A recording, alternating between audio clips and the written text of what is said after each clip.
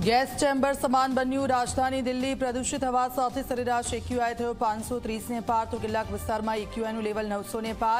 red ઝોનમાં સામેલ થયા 34 વિસ્તારો તો દિલ્હીની જેમ અમદાવાદની હવા પણ થઈ દૂષિત 243 એક્યુઆઈ સાથે રાયગઢ વિસ્તાર સૌથી પ્રદૂષિત તો ચાંદખેડા બોપલમાં પણ એક્યુઆઈ 200 પાર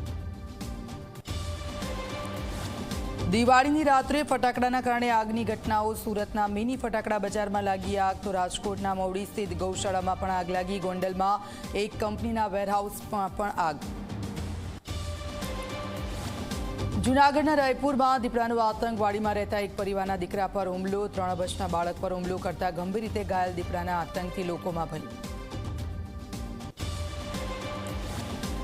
ઈરાને અમેરિકાને દેખાડી આગ ખામેઈમાં ફગાવ્યો ટ્રમ્પની વાતચીત અંગેનો પ્રસ્તાવ કહ્યું કે ધમકી આપીને સમજૂતી કરાય તો તે સમજૂતી નથી પરમાણુ ઠેકાણે નષ્ટ કરવાના દાવાને પણ ગણાવ્યો ખોટો